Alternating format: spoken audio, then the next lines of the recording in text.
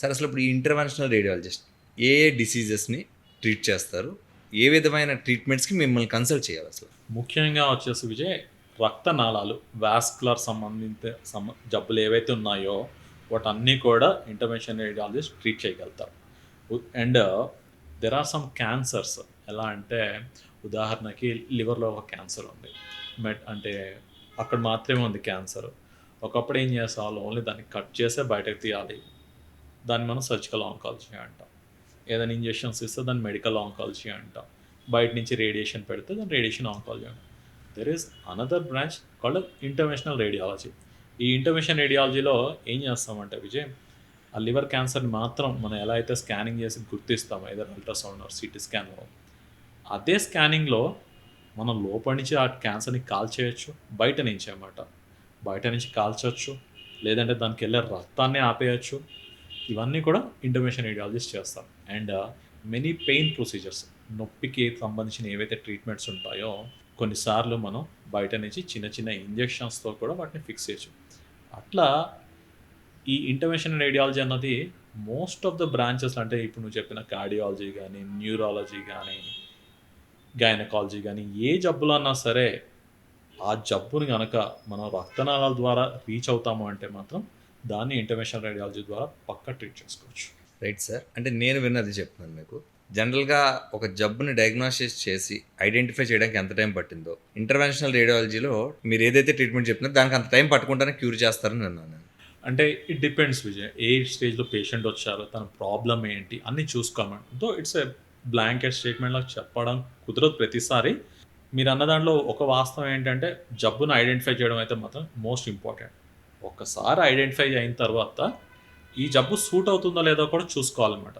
చూసుకొని ఫీజిబుల్ అయితే మాత్రం మీరు అన్నట్టు బ్యూటిఫుల్ రిజల్ట్స్ అయితే మాత్రం ఇవ్వచ్చు within no time, short పీరియడ్లో. అంటే 45 minutes to 1 hour. Most of the diseases 45 minutes to 1 hourలో అయిపోతుంది. విత్ ఇన్ 1 to 2 hours లోపల ఒక జబ్బుని కంప్లీట్గా నయం చేసే పరిస్థితి ఉంటుంది. ఎస్. అండ్ ఇంకొన్ని బెనిఫిట్స్ చెప్తాను. ఎవరికైతే పేషెంట్స్కి అనస్థీషియా ఇవ్వలేమో, లోకల్ అనస్థీషియా, ఎందుకంటే ఇంటర్వెన్షన్ రేడియాలజీలో 99% అన్ని ప్రొసీజర్స్ లోకల్ అనస్థీషియాలో అయిపోతుంది. అంటే అనస్థీషియా తాలూకు రిస్క్ అన్నది కూడా ఆల్మోస్ట్ జీరో. ఎక్కడ కట్ చేయను. సో కట్ చేయను కాబట్టి ఇన్ఫెక్షన్ ఛాన్సెస్ తక్కువ. కట్ చేయాల్సిన అవసరం లేదు కాబట్టి బ్లీడింగ్ అయ్యే ఛాన్సెస్ కూడా చాలా తక్కువ.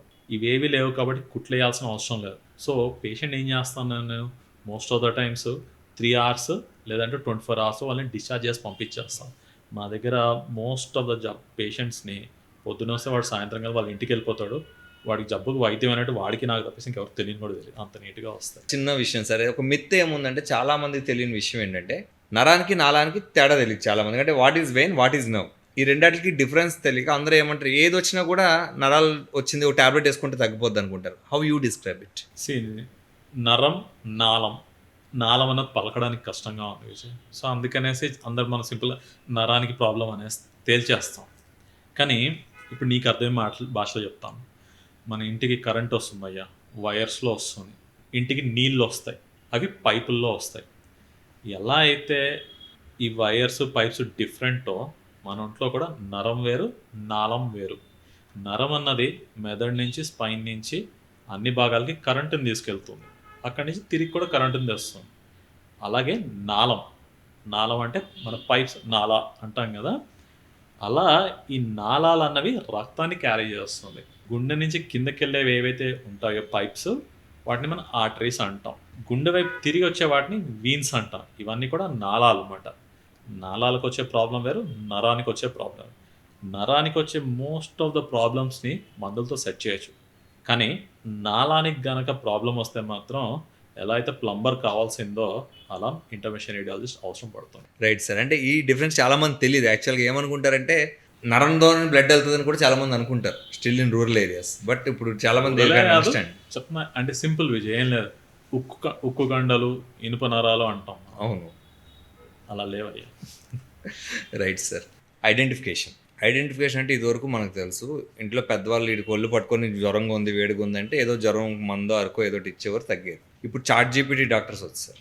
చాట్ జీపీటీని వీడి సరైన ప్రాంప్ట్ ఇవ్వడు, వీడి జబ్బు ఏంటో దానికి సరిగ్గా చెప్పడు. అది ఏదో ట్రీట్మెంట్ చెప్తుంది, లేదంటే 2 days ఆగు డాక్టర్ దగ్గరికి వెళ్ళంటుంది. మీరు చెప్పినట్టు బ్రెయిన్ 24 hours దాటితే అది ఎఫెక్ట్ అవుతుంది. సో ఇటు చాట్ జీపీటీని నమ్మో లేదా ఎవరినో నమ్మి సెల్ఫ్ అనాలిసిస్ చేసుకొని సరైన వైద్యం చేయించుకోకపోతే ఏంటి పరిస్థితి, లేదు సరైన వైద్యం చేయించుకోవాలంటే ఎలా రియాక్ట్ అవ్వాలి ఒక వ్యక్తి?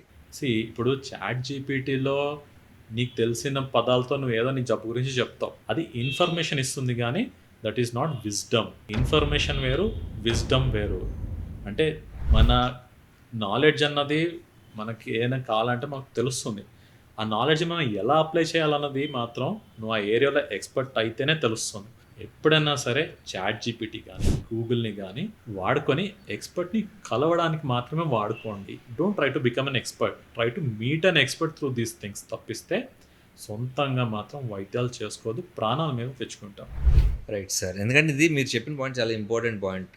సో చాలామంది ఏమవుతుందంటే దే ఆర్ బికమింగ్ డాక్టర్స్, వాళ్ళు డాక్టర్ అయిపోతున్నారు. ఈ చాట్ జీపీటీ వాడి నేను అడిగేసాను నాకు వైద్యం తెలిసిపోయిందని చెప్తున్నారు. బట్ ఇది ఇంకా వర్సన్ చేస్తుంది సిచ్యువేషన్. ఇంకా కొన్ని రోజుల తర్వాత అదే ఏం చెప్తుంది, మళ్ళీ సేమ్ ఫోటో పెడితే ఇది కాదు వేరే జబ్బు అని చెప్తుంది. నా దగ్గరికి చాలామంది వారికోస్ వెయిన్స్ పేషెంట్స్ వస్తారన్నమాట. వీళ్ళంతా కూడా ఇప్పుడు ఫొటోస్ తీసేసి చాట్ జీపీటీలో పెడతారన్నమాట. వారికోస్ వెయిన్స్ ఏది చూపించినా సరే చాట్ జీపీటీ కానీ గూగుల్ కానీ వెంటనే సర్జరీ అవసరం, లేజర్ అవసరం, గ్లూ అవసరం, ఏదో ఒకటి చెప్పేస్తున్నారు. కానీ ప్రతి వారికోస్ వెయిన్స్ పేషెంట్కి ట్రీట్మెంట్ అవసరం లేదు. అంటే ఒక స్టేజ్ దాటిన తర్వాత మాత్రమే మెడికల్గా ఇండికేటెడ్. కానీ కొంతమంది పేషెంట్స్కి అర్లీ స్టేజెస్సే ఉంటాయి, కానీ వాళ్ళ సింటమ్స్ చాలా ఎక్కువగా ఉంటాయి.